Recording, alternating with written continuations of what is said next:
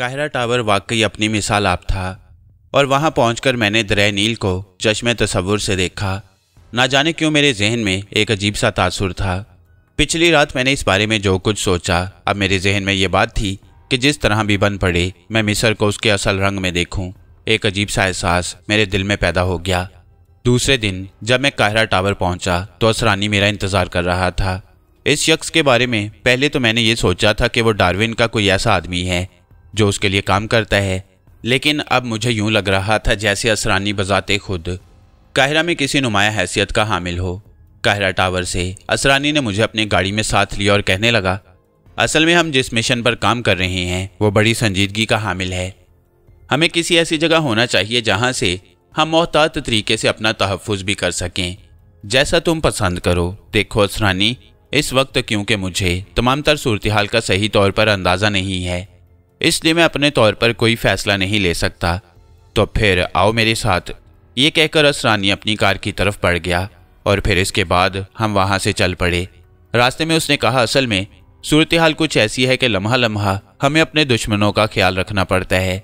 जो सूरत हाल मैं तुम्हें बताने वाला हूँ उसके बाद तुम्हारी जिम्मेदारियाँ बढ़ जाएंगी और हो सकता है तुम्हें फिर काफ़ी मुश्किलात का सामना करना पड़े। मैंने कोई जवाब नहीं दिया।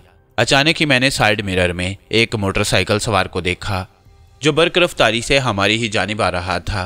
वैसे तो सड़क पर बहुत सारा ट्रैफिक था, लेकिन जिस चीज़ ने मुझे उस मोटरसाइकिल वाले की तरफ खुसूसी तौर पर मुतवज्जा किया वो उसके चेहरे पर लगा हुआ नकाब था। मोटरसाइकिल तेजी से हमारी तरफ बढ़ती चली आ रही थी और नकाबपोश के हाथ में दबे हुए पिस्तौल का रुख हमारी ही जानिब था। मोटरसाइकिल इतनी बर्क रफ्तारी से आ रही थी कि मुझे अपना रिवॉल्वर निकालने का मौका नहीं मिला। मैंने असरानी का कॉलर पकड़ा और उसे खींचकर अपने ऊपर गिरा लिया। ठीक उसी वक्त फायर की आवाज़ सुनाई दी और फिर ड्राइविंग सीट के बालाई हिस्से पर एक बड़ा सा सुराख नजर आने लगा। हमलावर ने असरानी की खोपड़ी का निशाना लिया था। मैंने असरानी को एक तरफ हटाकर ड्राइविंग खुद संभाल ली और गाड़ी को मुखालिफ सिमत में मोड़ दिया, लेकिन मोटरसाइकिल सवार शायद पहले से ज़हनी तौर पर इसके लिए तैयार था।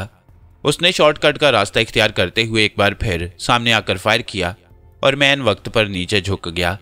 मेरी दाएं तरफ स्टीयरिंग से ज़रा ऊपर गाड़ी की बॉडी में सुराख हो चुका था। इस दौरान मेरे लिए इतनी मोहलत काफ़ी थी और मैंने हॉलिस्टर से रिवॉल्वर निकाल लिया और एक बार फिर मैंने गाड़ी का रुख मोड़ दिया। अब हमसे तकरीबन 25 गज दूर एक छोटी झील नज़र आ रही थी। दूसरी तरफ पहुंचकर हम ज़्यादा महफूज हो सकते थे, लेकिन उसने मौका नहीं दिया। उसकी मोटरसाइकिल काफ़ी बड़ी थी। इस बार वो हमारी दाएं तरफ से आया। उसका पिस्तौल अब भी हमारी गाड़ी की जानिब उठा हुआ था। पहले तो वो इंतज़ार करता रहा कि हम दोनों में से कोई सर बाहर निकाले तो वो उसे जहन्नुम रसीद कर दे, और फिर वो आखिरी और सबसे बड़ी गलती कर बैठा। शायद वो तेज़ रफ्तारी से फिर एक बार हमारे सामने आने वाला था ताकि वहाँ से हमें निशाना बना सके। इस दौरान मैं अपने शीशे पर निगाहें जमाए हुए था।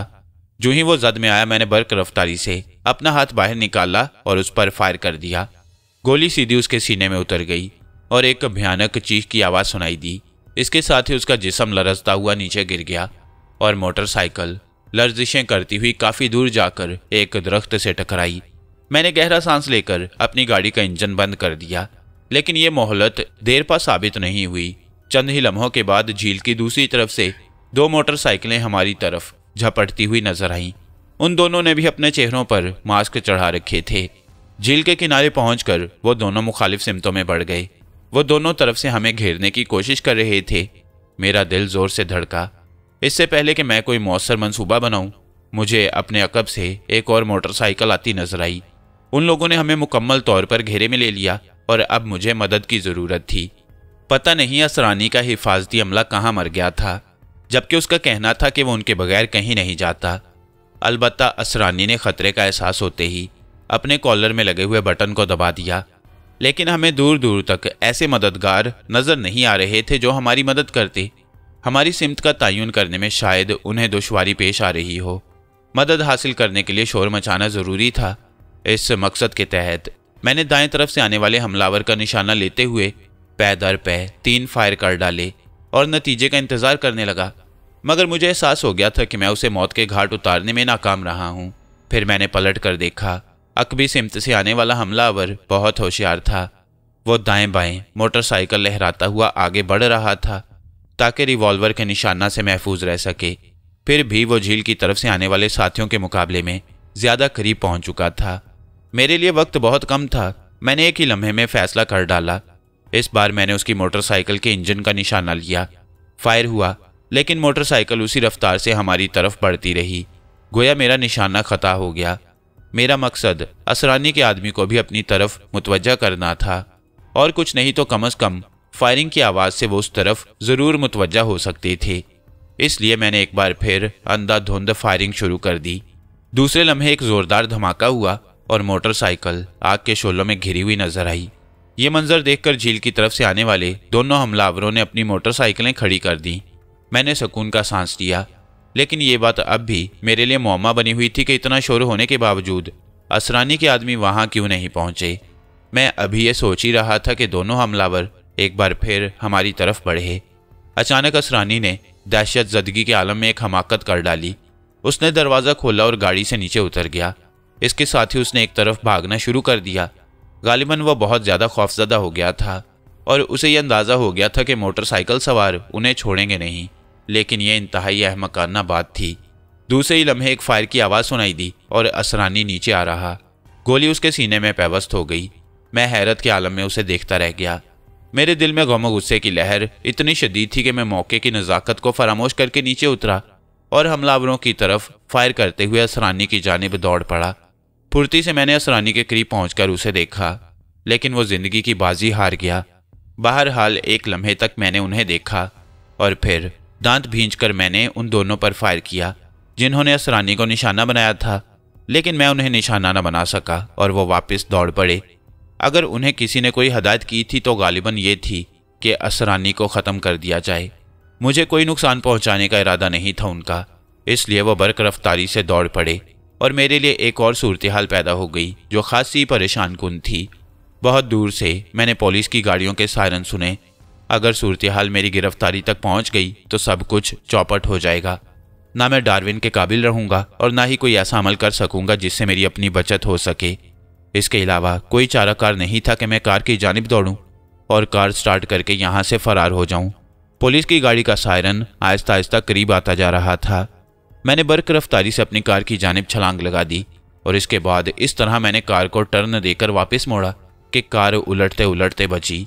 लेकिन इसके बाद मैंने पूरी कुव्वत से उसे दौड़ाना शुरू कर दिया और वो सड़कों पर इस तरह फराटे भर रही थी कि देखने वालों की आंखें दहशत से बंद हो जाएं। मैंने उसकी स्पीड आखिरी हद तक बढ़ा दी। सड़कें सुनसान नहीं थी बल्कि अच्छा खासा ट्रैफिक था और उस वक्त मेरी शानदार महारत अपने अरूज पर पहुंची हुई थी। इत्तफाक की बात यह थी कि सड़क सीधी थी और गालिबन शहर से बाहर जाती थी। पुलिस की गाड़ियां मेरा ताकुब कर रही थीं क्योंकि सायरन की आवाज़ बदस्तूर मेरे कानों तक पहुंच रही थी, लेकिन उसका फासला इतना था कि अकबनुमा आईने में वो नज़र नहीं आ रही थी। आगे जाकर सड़क एक मोड़ घूमती थी और इसके साथ ही एक जैली सड़क दाहिनी सिमत चली जाती थी जहां वो घनी झाड़ियों में गुम हो जाती, लेकिन मैंने उधर का रुख नहीं किया। मैं सीधी सड़क पर ही कार दौड़ाता रहा और कार की रफ्तार बताने वाली सुई आखिरी हिंदसे तक पहुंचती रही।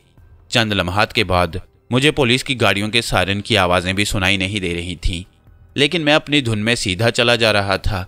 कुर्बो जवार में मुझे कई अहराम नजर आए, लेकिन मैंने उनकी तरफ तवज्जो नहीं दी। अब रेत के टीले नजर आने लगे। सड़क उन्हीं टीलों के दरमियान से गुजर रही थी और मैं बदस्तूर स्पीड के रिकॉर्ड तोड़ रहा था। फिर अचानक ही कार को एक खौफनाक झटका लगा और मेरा सर स्टीयरिंग से जा टकराया। बात मेरी समझ में नहीं आ सकी, लेकिन कुछ ही लम्हों के बाद मेरी निगाह फ्यूल पंप की तरफ उठ गई। पेट्रोल बताने वाली सुई 0 से भी नीचे आ गई। फ्यूल खत्म हो गया। उस वक्त न जाने ज़हनी कैफियत क्या हो रही थी कि मैंने स्विच बंद किया, कार को एक तरफ छोड़ा और उतरकर रेत में पैदल दौड़ने लगा। मैं हर कीमत पर इन लोगों से जान छुड़ाना चाहता था। न जाने कितनी देर तक मैं भागता रहा। दूर दूर तक रेत के टीलों के सिवा कुछ नज़र नहीं आ रहा था। फिर आगे ना बढ़ा गया तो मैं वहीं घुटनों के बल बैठ गया। सर बुरी तरह चकरा रहा था। दिल चाह रहा था कि ज़मीन पर यूं ही लेट जाऊं, चुनाचे दिल की इस तलब को मैं नज़रअंदाज न कर सका और गर्म रेत पर ही लेट गया। इसे नींद नहीं बेहोशी कहा जा सकता है जो उस वक्त मुझ पर तारी हो गई। फिर ना जाने कब तक इसी बेहोशी के आलम में रहा और इसके बाद मुझे होश आ गया। मैं कुछ देर वहशत भरी निगाहों से इधर उधर देखता रहा, ना जाने कितना वक्त मुझे इस रेगिस्तान में भटकते गुजर चुका था। कोई बात जो समझ में आ रही हो, एक अजीबोगरीब एहसास, एक अजीबोगरीब कैफियत। मैं उस वक्त जिस जगह बैठा हुआ था वहां नरम रेत थी। दाएं तरफ कुछ फासले पर ऊंचे नीचे टीलों का सिलसिला फैलता चला गया था, जबकि बाएं तरफ रेत का समुंदर फैला हुआ था। मैं उन रेतले मैदानों और टीलों को देखता रहा। ना जाने क्यों मेरा दिमाग बिल्कुल गुम हो गया। मैंने कलाई पर बंधी हुई घड़ी को देखा, मगर वो बंद थी। कुछ भी याद नहीं आ रहा था। मैंने याद करने की कोशिश की, लेकिन कमाल की बात थी, मैं तो बिल्कुल ही अपने आप से बेगाना हो गया। मेरे जहन में बेशुमार चीज़ें गुडमुड हो रही थीं। बेशुमार अजीबोगरीब शक्लें एक दूसरे के पीछे भाग रही थीं, लेकिन उनके नक्श बेनाम थे और मैं उन्हें पहचानने से कासिर। मैंने हाथ उठाकर जोर जोर से कनपटी दबाई, होंठों पर जुबान फेरी और वहशत ज़दा निगाहों से एक बार फिर इधर उधर देखा। पता नहीं ये कौन सी जगह है, रेत का ये समुंदर और मैं ज़हन पर जोर देता रहा और याद करने की कोशिश करता रहा, मगर कामयाबी नहीं हुई। फिर मैंने अपने सरापा पर निगाह डाली। मेरा सारा लिबास रेत में अटा हुआ था। पसीने की वजह से मिट्टी जगह जगह लग गई थी। जूते इस तरह गर्द में अटे हुए थे कि उन्हें पहचानना भी मुश्किल हो गया। मेरी समझ में नहीं आ रहा था कि क्या करूं, क्या ना करूं। मैंने हाथ बढ़ाकर अपने घुटनों को छुआ, फिर अपनी छाती पर हाथ फेरा, फिर नाक और आंखों को छू कर देखा। पता नहीं ये सब कुछ क्या है, कैसा लग रहा है। होंठों की प्यास कुछ ज्यादा ही परेशान कर रही थी और ना जाने क्या हुआ। दिमाग में एक धमाका सा हुआ और आहिस्ता आहिस्ता मेरी याददाश्त एक नया रुख इख्तियार करने लगी। जहन में कुछ अजीब से खाके उभरने लगे और मैं पहचानने लगा। हाँ, ठीक तो है, रात का वक्त है। चारों तरफ चांदनी चटकी हुई है, हवा चल रही है और वो एक नक्श, एक चेहरा। और ये चेहरा एक लम्हे के लिए मेरे जहन में एक छनाका सा हुआ। ये तो अजीबोगरीब चेहरा था। कितनी खूबसूरत है वो, दूध जैसी सफ़ेद रंगत, घने गहरे से बादल जो घटाओं की शक्ल में उमड़े उमड़े से लग रहे थे, इंतहाई हसीन सरापा और लिबास। ये तो बिल्कुल मिस्री औरतों जैसा लिबास था। अरे हाँ, मैं मिस्र में ही तो हूँ। शायद मैं तैमूर हूँ, मगर ये औरत कौन है? धीरे धीरे उसका वजूद और नुमायां होने लगा और वो मेरी आंखों में आ बसी। फिर मुझे एक मध्यम सी हंसी सुनाई दी और यूं लगा जैसे फिजा में लातादाद सितारे टूट गई हों।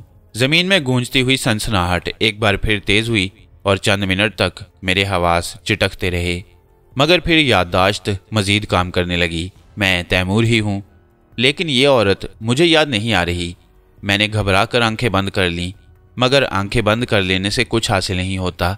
अचानक ही एक खनकता हुआ सा कहकहा मेरे कानों में उभरा और मैंने आंखें खोल दी। इधर उधर देखा, कुछ नहीं था। कहकहे की ये आवाज़ कहाँ से आई और वो हसीन आंखें और वो हसीन वजूद कहाँ चला गया? ये सब कुछ।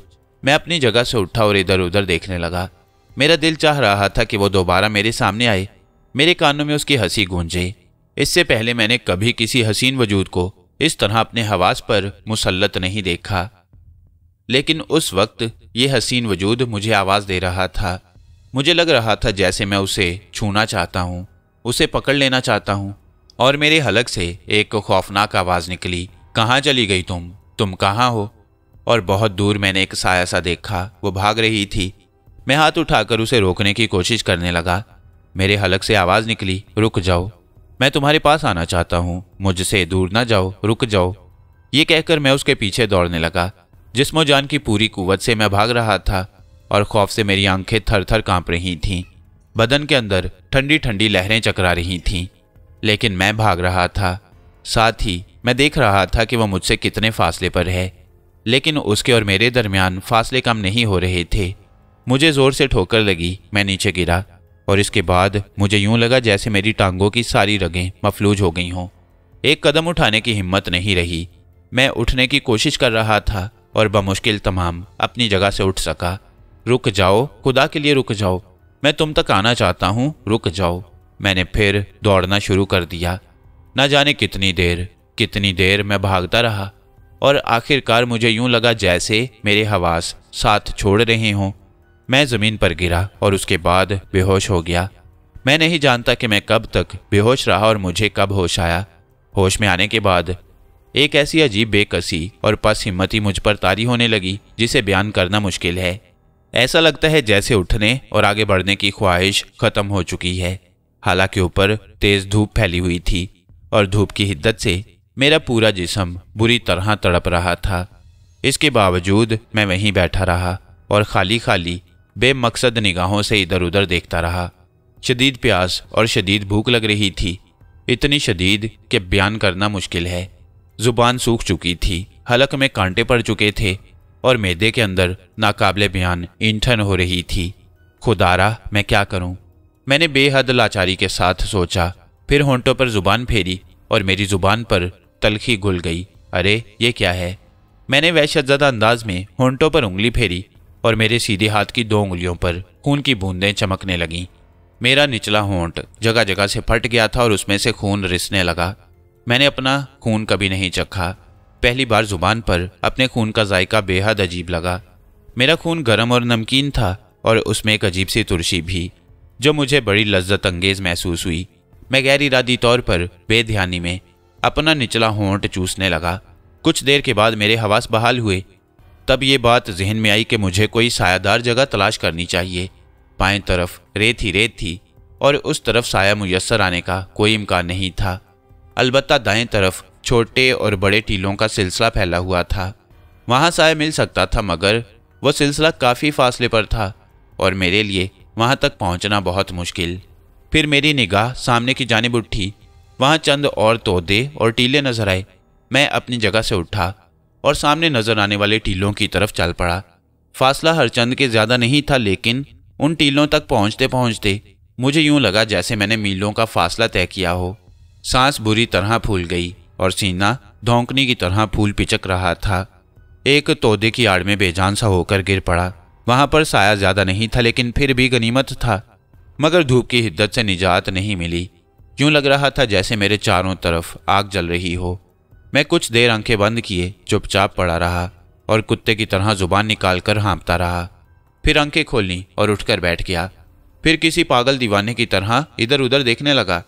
मेरे जहन में उस वक्त कुछ भी नहीं था, कोई ख्याल, कोई जज्बा, कोई एहसास, कुछ भी नहीं। कलाई पर बंधी हुई घड़ी भी बंद हो चुकी थी, इसलिए वक्त का भी पता नहीं चल रहा था। सूरज आसमान के जिस हिस्से में था उससे कुछ अंदाजा होता था कि बहुत ज्यादा वक्त नहीं गुजरा। 12 साढ़े 12 के करीब का वक्त था। फिजा में गहरा सकूत था, बिल्कुल वैसा ही गहरा सकूत जैसा इससे थोड़ी देर पहले मैंने महसूस किया। हवा भी बिल्कुल ठहरी हुई थी। रेत का एक जर्रा भी जुम्बिश नहीं कर रहा था। मेरी निगाह फिर इधर उधर भटकने लगी। हर तरफ वीराना ही वीराना था और इस अजीम और अंधे रेगिस्तान का वीराना, ऊपर आसमान वीरान और नीचे ज़मीन, बेइंतहा वीराने में एक हकीर नुक्ते की तरह एक तोदे की आड़ में पड़ा हुआ एक इंसान। मैंने दायां हाथ पेट पर रखकर जोर से दबाया तो पेट के अंदर शदीद तकलीफ होने लगी और ईंठन और जलन। पेट के अंदर कुछ भी नहीं था। ये एक मैदा नहीं, एक तनूर था जो धड़ाधड़ जल रहा था और उसकी आग से मेरा सारा वजूद तप रहा था। क्या करूं, किधर जाऊं? मेरे मुंह से भी शायद ये आवाज़ें निकल रही थीं। गालिबन रात हो गई, रेत ठंडी हो गई। दिन की खौफनाक धूप और तपिश ने बुरी तरह निढाल कर दिया।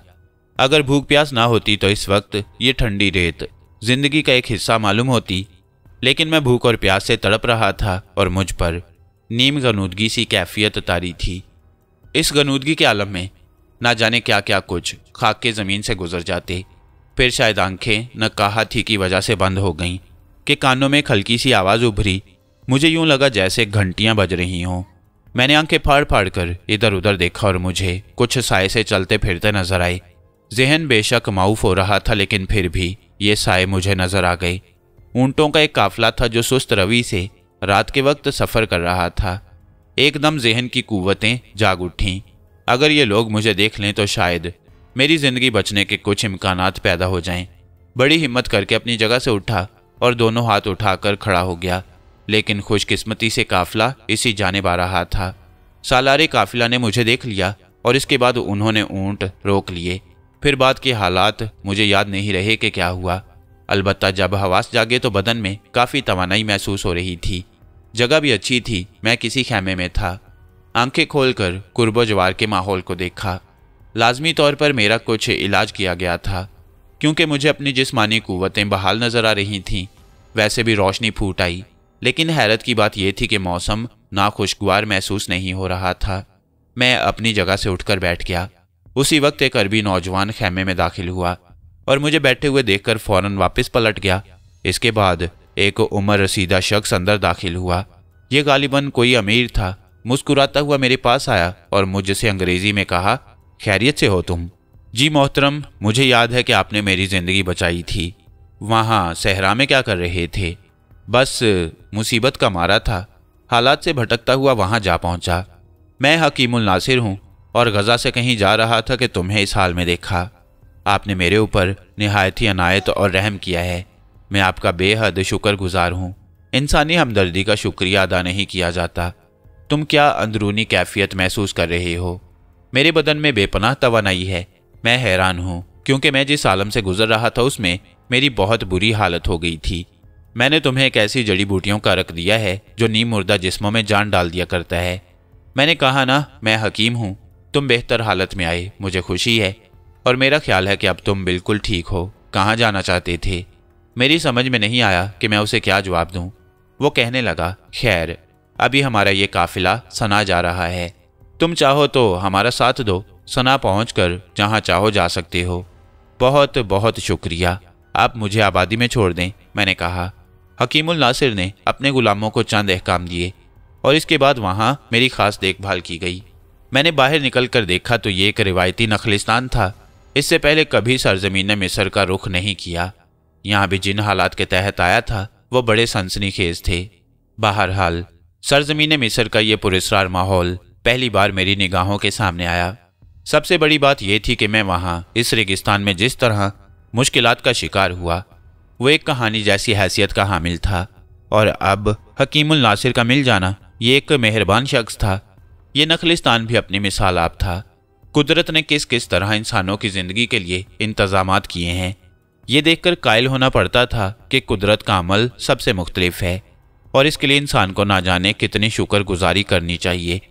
एक चश्मा रेगिस्तान में फूट रहा था जो काफ़ी वुसअत में फैला हुआ था।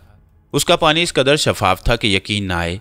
हालांकि चारों तरफ रेगिस्तान फैला हुआ था और रेत के टीले हवा से मुंतशिर होकर उस चश्मे को बिल्कुल ही बर्बाद कर सकते थे, लेकिन रेत उसकी तह में बैठी हुई थी और उसका पानी इस तरह शफाफ था जैसे मोती।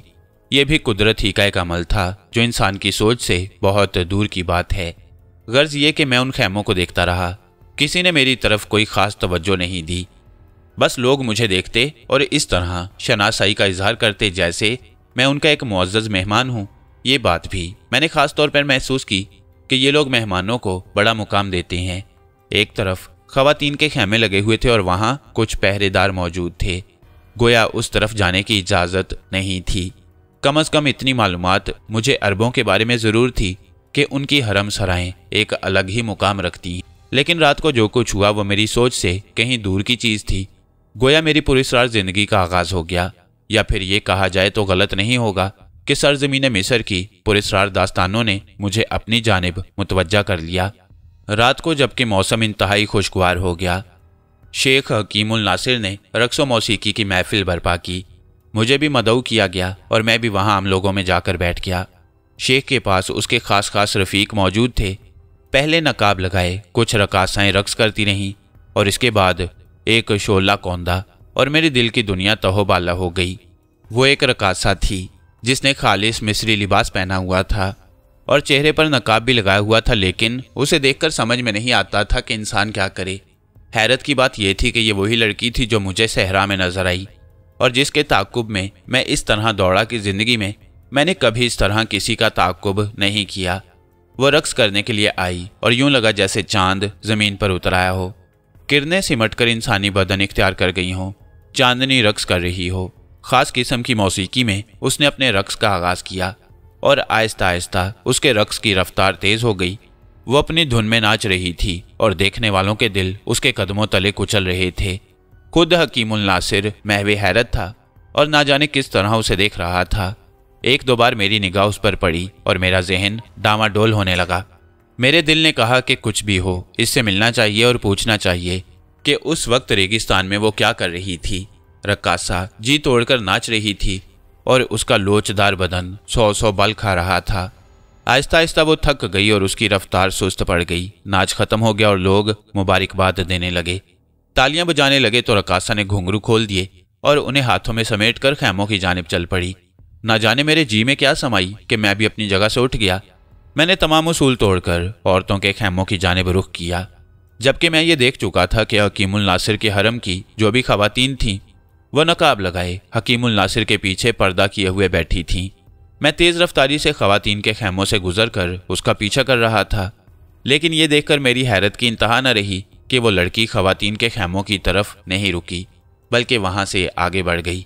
मुझे यूं लग रहा था जैसे वो इस नखलिस्तान से भी बाहर जाना चाहती हो, क्योंकि चंद ही लम्हों के बाद वो रेगिस्तान में निकल आई थी। मुझे शदीद हैरत हुई और अब तो मुझे यूं लग रहा था जैसे कोई बहुत ही ख़ास मामला है और ये पुरस्रार लड़की किसी खास कैफियत की हामिल है। मैंने ये फैसला कर लिया कि वो जहाँ तक जाएगी मैं उसका ताकुब करूँगा। बेशक रात का वक्त था, लेकिन रेत में एक खूबी होती है, चांदनी हो ना हो उसमें हल्की सी चमक होती है। लड़की मुझसे आधा गज के फासले पर मुसलसल चलती जा रही थी। मुझे वो वक्त भी याद आया जब वो दौड़ रही थी और मैं उसका ताकुब कर रहा था, और इस तरह दौड़ रहा था कि शायद जिंदगी में पहले कभी ना दौड़ा हूँ। वो कहीं इस वक्त भी दौड़ना ना शुरू कर दे, लेकिन वो अपने अंदाज में ऐसी कोई कैफियत नहीं रखती थी। मुझे हैरत हो रही थी। कई बार मेरा दिल चाहा कि भागकर उसके पास पहुंच जाऊं, उसे रोकूं, लेकिन कहीं ऐसा ना हो कि मेरे भागते ही वो भी भागना शुरू कर दे। वैसे देखूं तो सही कि आखिर यह है कौन। इतनी छोटी सी उम्र में इतना नडर होना कमाल की बात है। कोई जवान लड़की तो इस तरह इन टीलों में सफ़र नहीं कर सकती, लेकिन ये कैसे इत्मीनान से आगे जा रही थी। रेत के पुरस्रार टीले मध्यम रोशनी दे रहे थे। फिर एक जगह मैंने एक बड़े से अजदानुमा सांप को देखा जो किसी तरफ से नमूदार हुआ और तेज सरसराहट के साथ लड़की के सामने से निकल गया।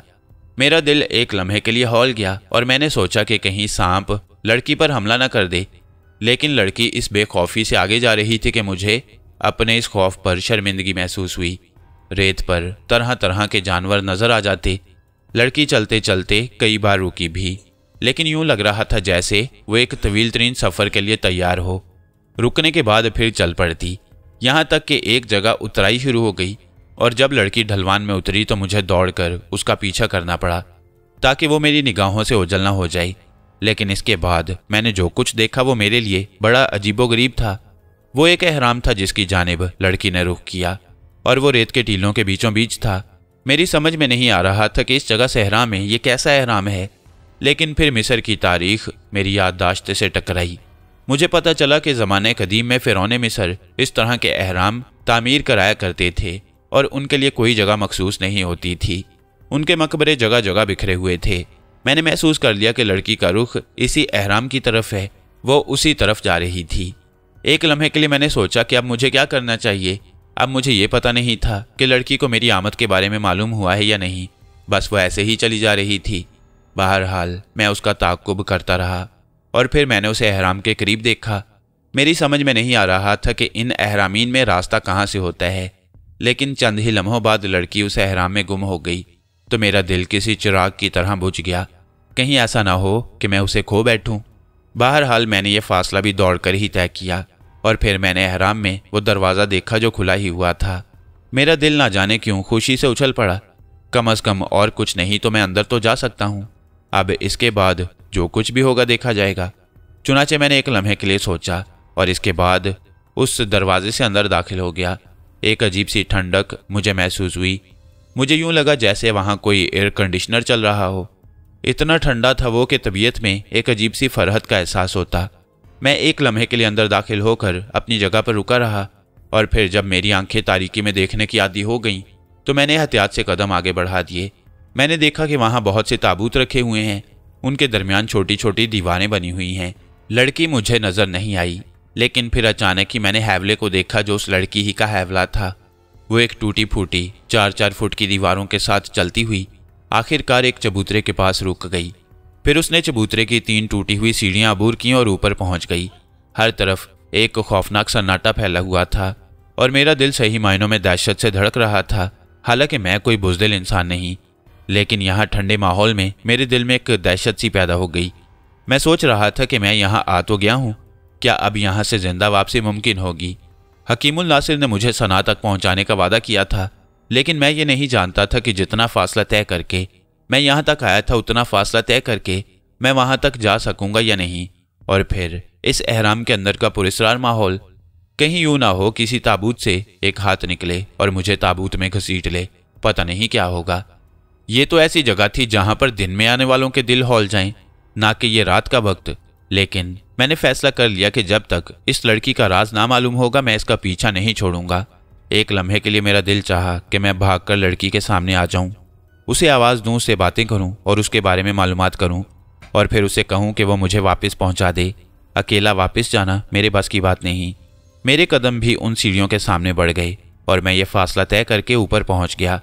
मैंने देखा कि लड़की काफ़ी फासले पर घुटनों के बल बैठी हुई कुछ कर रही थी, और फिर अचानक ही चबूतरे पर तेज़ रोशनी फैल गई। लड़की ने शायद कोई दिया रोशन किया था, लेकिन ये रोशनी, मैंने ज़िंदगी में कभी ऐसी रोशनी नहीं देखी।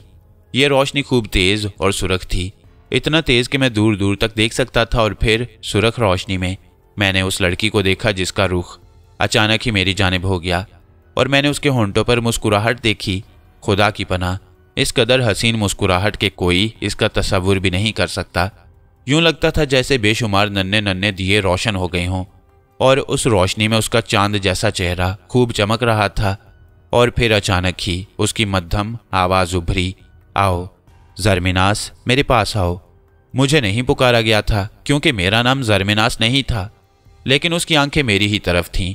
ना जाने क्या हुआ कि मेरे कदम खुद ब खुद उसकी जानिब बढ़ गए और मैं उसके ऐन सामने पहुंच गया। लड़की बदस्तूर मुस्कुरा रही थी और यूं लगता था जैसे उसके अंग अंग में दिए जल रहे हों। ना जाने ये रोशनी कहाँ से आ रही थी। वो फिर बोली, मेरे पीछे क्यों आए? कौन हो तुम? इससे पहले भी जब मैं सहरा में ज़िंदगी और मौत की कशमकश में मुब्तला था, तुम मुझे नज़र आई थीं और मैंने तुम्हारा ताकुब किया। मुझे गौर से देखो और खुद फैसला करो कि मैं कौन हूँ। मैं नहीं जानता, लेकिन तुम इस कायनात की सबसे हसीन लड़की हो। पता नहीं आसमान से उतरी हो या ज़मीन से कोम्पल की तरह फूटी हो। वो आहिस्ता से हंसी और बोली, तुम्हें याद है यही अल्फाज तुमने उस वक्त कहे थे जब तुम मुझे पहली बार मिले थे? नहीं, उस वक्त तो मेरे और तुम्हारे दरमियान बड़ा फासला था, मैं तुम्हें पकड़ नहीं सका। मैं अब की बात नहीं कर रही। तो फिर का जवाब मेरे पास नहीं, इसलिए इसका जवाब न मांगो। हसीन लड़की ने पुरस्कार मुस्कुराहट के साथ कहा। वह बेहद हसीन थी। उसके चेहरे में ऐसी कशिश थी कि इंसान उसे देखे तो देखता ही रह जाए। लेकिन एक बात मैंने चंद ही लम्हों में महसूस की कि उसकी निगाहों में पुख्तगी है। वो अल्लड़पन उसके चेहरे पर नहीं जो इस उम्र की लड़कियों के चेहरों पर होता है। इसके बरक्स यूं लगता था जैसे वो दुनिया से बहुत बाखबर है और उसके बारे में बहुत कुछ जानती है। उसकी उम्र, उसका चेहरा, उसकी शख्सियत मुतजाद कैफियतों की हामिल थी। मैंने कहा, ठीक है, मुझे इस सवाल का जवाब मत दो, मगर मैं दूसरे सवालात तो कर सकता हूँ। करो, उसने इत्मीनान से कहा। तुम कहाँ रहती हो? बहुत सी जगह पर, यहाँ भी रहती हूँ। इस मकबरे से भी मेरा गहरा ताल्लुक है। सहराओं में बिखरे हुए रेत के टीलों के दरमियान नजर आने वाले इस एहराम से तुम्हारा ताल्लुक है? हाँ। मगर क्यों? इसलिए कि मुझे ये जगह पसंद है। मगर यहाँ तो कोई इंसान नहीं रह सकता। आबादियों को छोड़कर तुम क्यों रहती हो? अकेली रहती हो या कोई और भी तुम्हारे साथ है? ये मकबरे, ये कब्रें, ये टूटी फूटी दीवारें, ये तो इंसानों के रहने की जगह नहीं होती। तुम नहीं जानते, मुझे यहाँ कोई परेशानी नहीं होती, बल्कि ये जगह तो बड़ी पुरसुकून है। यहाँ रहने वाले बिल्कुल शोर नहीं करते, वो सब आराम की गहरी नींद सोए रहते हैं। तुम अकेली हो? हाँ, मेरा मतलब है हज़ारों साल से मैं यहाँ रहती हूँ। क्या हज़ारों साल से? मैंने सवाल किया और वो मुस्कुरा दी। उसने इस बात का कोई जवाब नहीं दिया। फिर मैंने खुद ही कहा, तुम्हारा नाम क्या है? आमना अलकिराश। मिस्र ही की बाशिंदा हो? हाँ। तुम बहुत खूबसूरत हो। मैंने तुम्हें नाचते हुए देखा था और हैरान हो गया। ना जाने क्यों मेरे कदम तुम्हारे पीछे पीछे चल पड़े। जब तुम यहाँ रहती हो तो फिर इतना सफ़र करके वहाँ क्यों गई? तुमसे मिलने, तुम्हें यहाँ लाने, उसने बड़ी पुरस्कार मुस्कुराहट के साथ कहा और मैं हैरान रह गया। क्या मतलब? मैं कुछ समझा नहीं। क्या तुम्हें मालूम था कि मैं वहाँ मौजूद हूँ? हाँ, मुझे मालूम था। कैसे?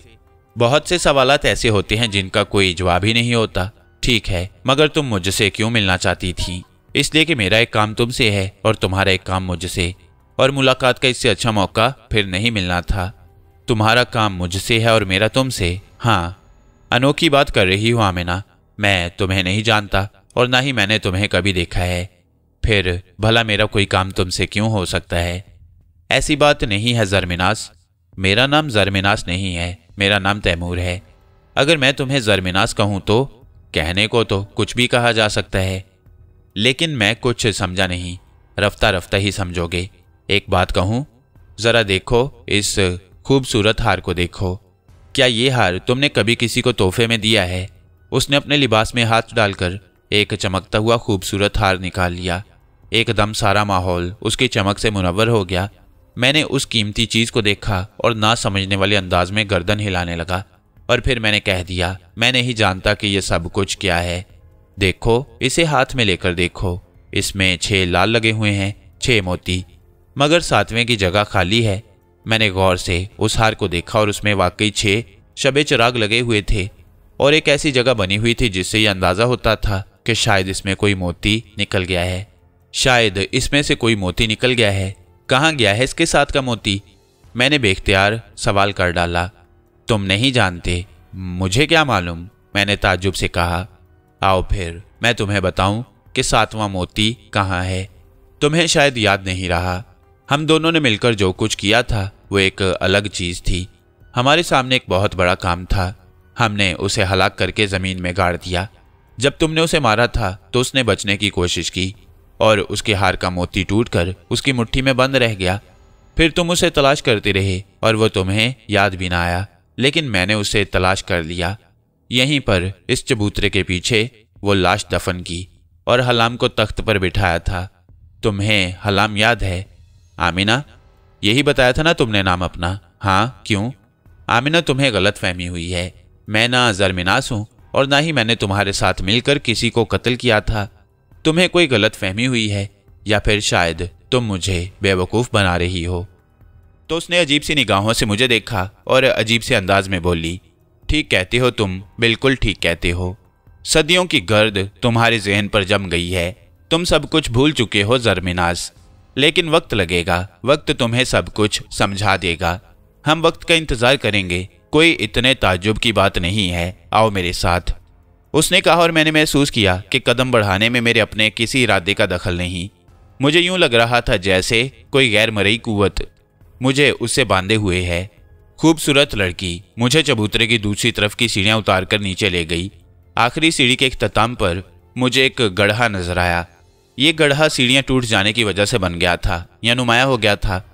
चलते वक्त आमिना ने वो सुरख रोशनी का चिराग भी उठा लिया जो पीतल का बना हुआ था और काफ़ी बड़ा था। फिर उसने रोशनी उस गड्ढे में डाली और लम्हे के लिए फिर मेरी कैफियत कुछ अजीब सी हो गई। गड्ढे में कुछ इंसानी हड्डियां और एक इंसानी खोपड़ी नजर आ रही थी। पहचाना इसे, ये हलाम है जो 24 घोड़ों के सोने के रथ पर निकलता था, और उस रथ के रास्ते में आने वाले की जान बख्शी नहीं हो सकती थी। कुछ याद है? कब की बात कर रही हो? मुझे कुछ याद नहीं। अच्छा ठहरो, मैं तुम्हें कुछ और दिखाती हूँ। लड़की ने दिया गड्ढे के किनारे रख दिया और फिर झुककर गड्ढे में हाथ डाल दिया। फिर पिंजर का एक हाथ निकाल लिया जिसमें सूखी हुई उंगलियों के दरमियान एक मोती चमक रहा था। बिलाशुबा ये मोती उसी हार का गुमशुदा मोती था जिसकी गुमशुदगी के बारे में उसने एक अजीबोगरीब कहानी सुनाई। मेरी हैरतें आसमान को पहुंची हुई थीं। आमिना ने मोती निकाल कर मेरे हाथ पर रख दिया और बोली, इसे पहचानते हो? ये शबे चिराग है और उसी हार का एक हीरा है। हाँ शायद, मगर छोड़ो, आओ। मुझे इस बात से दिलचस्पी नहीं है कि तुम्हें कुछ याद आता है या नहीं। मुझे तो बस इस कहानी से दिलचस्पी है जो सदियों के बाद जिंदा हुई है। कौन सी कहानी? बताऊंगी, वक्त आने पर बताऊंगी, लेकिन इन लम्हात को याद रखना। इस मोती को भी याद रखना, बल्कि इसे अपनी जेब में रख लो। ये मोती ही तुम्हें आने वाले वक्त की याद दिलाएगा। हसीन लड़की ने पुरस्कार अंदाज में कहा। मैं अजीब सी उलझन का शिकार हो गया। उस लड़की का हुस्ने बेपनाह मुझे यहाँ तक खींच लाया था, लेकिन अब उसने जो कहानी मुझे सुनाई वो नाकाबिले फहम थी। लड़की वहाँ से वापस पलटी और बोली, आओ, मैंने कहा ना कि तुम्हें मेरा एक काम करना है और मुझे तुम्हारा एक काम। मैं तुम्हें एक बात बता दूं, जरा अपना हाथ मेरे हाथ में दो।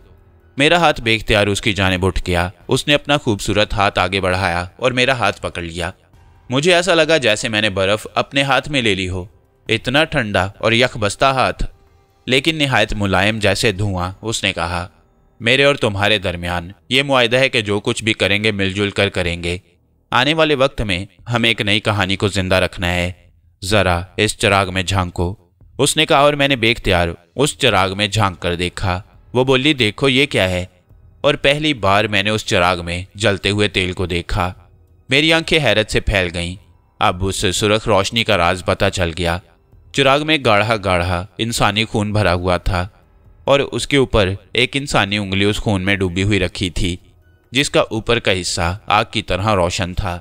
गोया वो उंगली दिए की बत्ती का काम दे रही थी। मेरी आंखें हैरत और खौफ से फैल गईं। सुर्ख रोशनी के साए मेरे बदन की लर्जिशों को नुमाया कर रहे थे। मैंने हकलाते हुए पूछा, ये क्या है आमिना? और उसके होंठों पर वही हसीन और पुरस्रार मुस्कुराहट फैल गई। ये मेरा अहद है, जब तक मैं अपना ये अहद पूरा ना कर लूँगी ये दिया इसी तरह रोशन रहेगा। लेकिन मैं अभी इसके बारे में कुछ नहीं बता सकती। आने वाला वक्त खुद ही तुम्हें तफसील बताएगा। ये खून किसका है मैं ये भी नहीं बता सकती। तो तुमने मुझे ये ख़ास तौर पर क्यों दिखाया है? इसलिए कि तुम अपने वादे का ख्याल रखो। मैंने तुमसे क्या वादा किया है? यही कि तुम मेरा काम करोगे। क्या काम है तुम्हारा? मैंने कहा ना कि ये अभी तुम्हें नहीं बता सकती, लेकिन एक बात मैं तुम्हें बताई दे रही हूँ कि जो काम मैं तुम्हारे सुपुर्द करूँगी वो तुम्हारी ज़िंदगी भी बना देगा। मेरी समझ में कुछ नहीं आ रहा। आ जाएगा, आओ, उसने कहा और एक बार फिर उसने वो सफ़र तय किया जो चबूतरे के दूसरी जानिब था। मैं उसके पीछे पीछे चल रहा था। उस हसीन लड़की की चाल भी बड़ी दिलकश थी। सुर्ख दिया उसने चलते वक्त बुझा दिया और फिर वो एक तारीख से दरवाजे के सामने रुक गई। आओ ज़रा होशियार, उसने कहा। ये कौन सी जगह है? फिक्र मत करो, मैं तुम्हारे साथ हूँ। जब तक मैं तुम्हारे साथ हूँ तुम्हें कोई तकलीफ नहीं पहुँचेगी, उसने कहा और मैं उसके साथ वो सीढ़ियाँ उतरने लगा जो ना जाने कहाँ तक जाती थीं। एक लंबी सुरंग थी जिसमें हम दोनों आसानी से साथ साथ चल रहे थे। सुरंग में तारीकी फैली हुई थी, लेकिन लड़की आसानी से चलती जा रही थी, जैसे ये सारे रास्ते उसके अच्छी तरह जाने पहचाने हों और वो इन रास्तों के पेचो खम से अच्छी तरह वाकिफ़ हो। या रात की तारीकियों में भी वो इसी तरह देख सकती हो जैसे दिन की रोशनी में। वैसे ये सुरंग इतनी ज़्यादा लंबी नहीं थी। हालांकि जितना फासला तय करके यहाँ तक पहुँचे थे उस तरह वापस जाने में काफ़ी वक्त लग जाता। लेकिन थोड़ी देर के बाद मैंने महसूस किया कि हम एक ताज़ा हवा में निकल रहे हैं। हैरत की बात यह थी कि दूसरी तरफ तेज़ रोशनियाँ फैली हुई थीं। ये कौन सी जगह है? मैंने ताज्जुब से पूछा, लेकिन जवाब नहीं मिला। मैंने पलट कर कहा, आमिना ये कौन सी जगह है? हम कहाँ हैं? लेकिन वहाँ किसी का पता नहीं था, और ख़ास तौर से वो जगह जहाँ से मैं बाहर निकला सब कुछ गायब हो गया। मैंने एक लम्हे के लिए गौर किया तो मैंने महसूस किया कि मैं बाकायदा शहर में खड़ा हूँ। मेरे कुर्बो जवार में रोशनियाँ बिखरी हुई हैं और सबसे बड़ी रोशनी उस न्यून साइन की थी जिस पर मेरे होटल का नाम लिखा हुआ था। मेरे खुदा, मेरा दिल चाहा कि मैं बेहोश हो जाऊं। ये सब कुछ क्या है? इतना लंबा सफ़र, ये सारी कहानियाँ जो इधर से उधर बिखरी हुई थीं, सब की सब एकदम ख़त्म हो गईं। मैं उस रेगिस्तान से ना जाने कहाँ से कहाँ पहुँचा और उसके बाद मुझे आमिना मिली जिसने मुझे ज़रमिनास के नाम से मुखातिब किया। मैं क्या करूँ? इसके अलावा और कोई चाराकार नहीं था कि मैं अपने होटल की जानिब कदम बढ़ाऊँ। और थोड़ी देर के बाद मैं होटल के पास पहुँच गया। हालांकि मेरा हुलिया बहुत ख़राब हो रहा था, लेकिन किसी ने मेरी जानिब तवज्जो नहीं की और मैं उस होटल में दाखिल हो गया। अपने कमरे में पहुंचने के बाद मेरा दिल चाहा कि मैं बेहोश हो जाऊं। उस वक्त दिमाग इस तरह चिटक रहा था कि कोई बात समझ में नहीं आ रही थी। ये सब कुछ नाकाबिल फ़हम, नाकाबिल यकीन। क्या वाकई जो कुछ हुआ है वो बिल्कुल सही है या फिर ये कोई ख्वाब है? मैंने दिल में सोचा कि थोड़ा सा गुस्ल कर लूँ। बदन की जो कैफियत थी उससे कोई फरार हासिल नहीं किया जा सकता। ठंडे पानी के गुस्ल ने मुझे सही मायनों में ज़िंदगी से रोशनास कराया, लेकिन उस वक्त मेरी सबसे बड़ी आरजू थी कि मैं गहरी नींद सो जाऊं। एक ऐसी नींद जो मुझे एक सुकून भरी ज़िंदगी अता करे। और ये हकीकत है कि बाज़ औक़ात दिल से जो कुछ मांगा जाए वो मिल जाता है। शायद इतनी गहरी नींद मैं कभी ही सोया हूँगा। जब जागा तो यूँ लगा जैसे दोबारा पैदा हुआ हूँ। ऐसा ही पुरसुकून था मैं, और यूँ लगता था जैसे मुझे ज़िंदगी में कभी दिक्कत पेश ना आई हो। तबीयत पर एक खुशगवार सी कैफियत भी तारी थी। अपनी जगह से उठा, थोड़ी देर तक बिस्तर पर पाँव लटकाए बैठा सोचता रहा कि क्या करना है। जो वाक़यात मुझे पेश आए थे वो दर हकीकत एक ख्वाब की मानंद थे। ऐसा ही लगता था जैसे मैंने कोई ख्वाब देखा है, लेकिन ख्वाब इस तरह नहीं देखे जाते। उनका अपना एक अंदाज होता है और एक तरीक़ाकार भी। अचानक ही मुझे ख्याल आया और मैंने अपने लिबास में हाथ डाला और उस वक्त मेरे बदन में एक अजीब सी सनसनाहट दौड़ गई जब मैंने देखा कि वो चमकदार मोती जिसे लाल चिराग कहा जाता था और वो जो उस हार में से एक था और जो इंतहाई अजीबोगरीब अंदाज में मुझे मिला मेरे पास मौजूद था। मैंने उसे हथेली पर रखा और गौर से देखने लगा। ऐसी हसीन चीज़ जिंदगी में पहले कभी नहीं देखी थी। एक अजीब सी कशिश थी उसमें और उससे मंसूब जो दास्तान थी वो भी नाकाबिले यकीन। आमिना अल-किराश और मैं खुद ज़रमिनास और वो अजीबोगरीब कहानी जो ना जाने क्या हैसियत रखती थी। क्या सरजमीन मिस्र, क्या काहिरा के गली कूचे हर इंसान को एक पुरस्कार कहानी बख्श देते हैं, या फिर मैं बिला वजह ही ज़रमिनास बन गया। मुझे अपने आप पर हंसी आने लगी। अच्छा खासा एक जदीद दुनिया का बासी था और डार्विन ने मुझे जिस काम के लिए मखसूस किया और जिसके एवज़ मुझे एक शानदार ज़िंदगी हासिल हो रही थी, भला ऐसा आदमी काहिरा का ज़रमिनास कैसे हो सकता है? माजी कदीम की कोई दास्तान कैसे हो सकता है? ये सब तो एक कहानी ही की हैसियत रखता है। मैंने जहन को झटका। एक बार फिर गुसल खाने में जाकर गुसल किया और फिर इसके बाद बाहर आकर रूम सर्विस को नाश्ते के लिए कहा। असरानी मारा जा चुका था और अब उसके बाद मेरे रास्ते बंद थे। मैं नहीं जानता था कि अब मुझे आगे क्या करना है। मुझे तो यहाँ पर तमाम तरह हदायत असरानी ही से मिलती थी, लेकिन बड़ा मसला हो गया था ये। देखता हूँ आगे क्या होता है।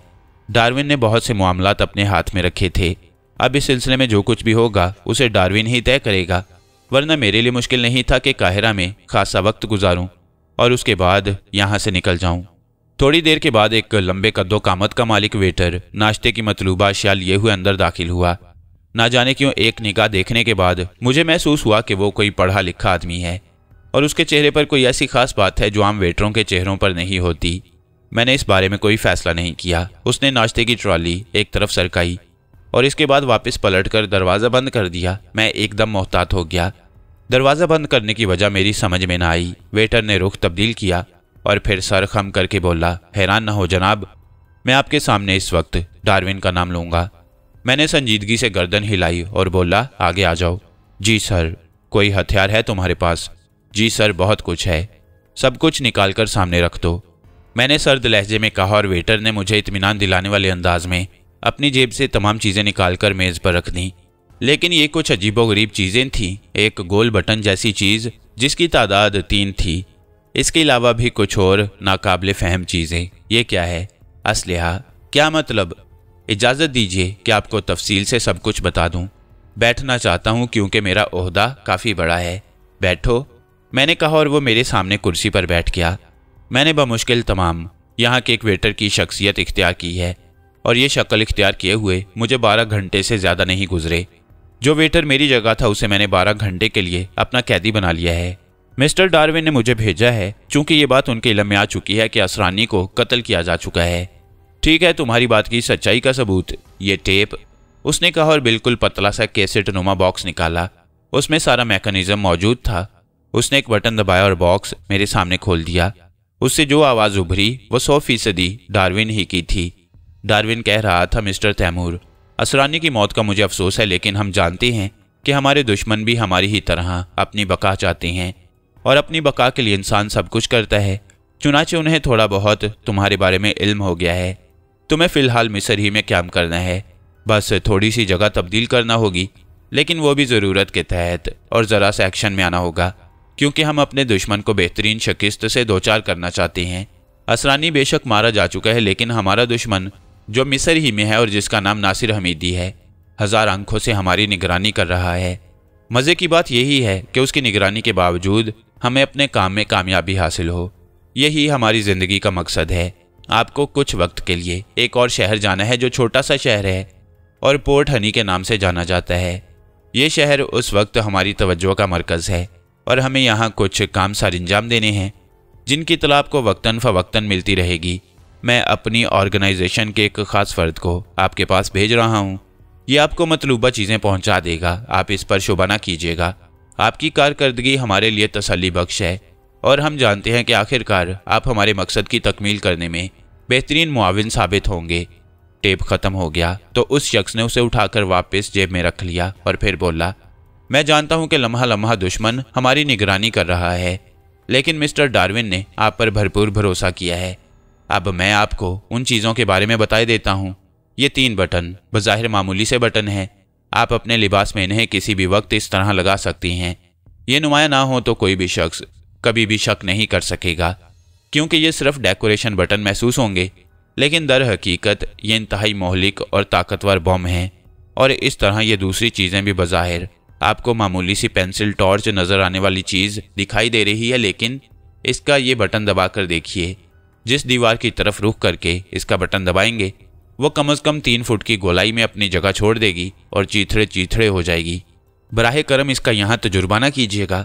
इसी तरह की ये 2 चीज़ें और हैं, ये आपकी हिफाजत के लिए बहुत ज़रूरी हैं। ये एक छोटी सी बेल्ट है जिसे आप अपने जिस्म के किसी भी हिस्से पर बांध सकती हैं, और ये दूसरी चीज़ें इसमें महफूज हो सकती हैं।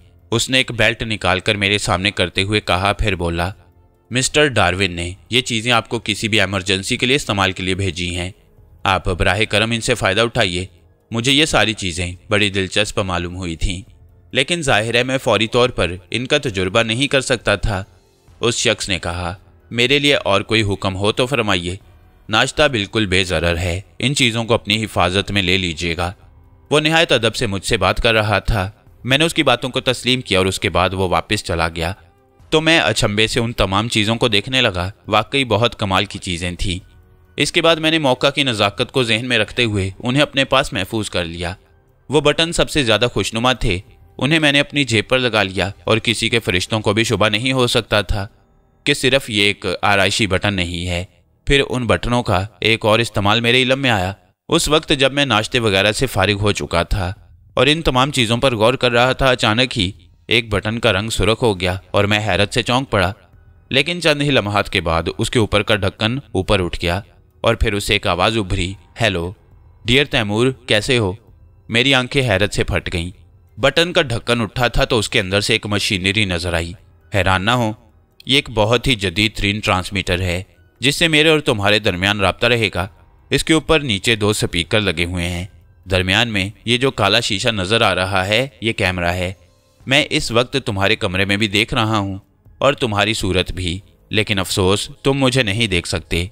मिस्टर डार्विन, हाँ, ये तो बड़ी कमाल की इजादात हैं। मुझे ये बताया गया था कि ये तीनों हल्के बम हैं।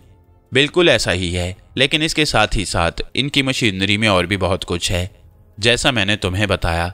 हाँ, वाकई ये तो बड़ी अजीब चीज़ें हैं। ज़रूरत के तहत इस तरह की चीज़ें तुम्हें मिलती रहेंगी।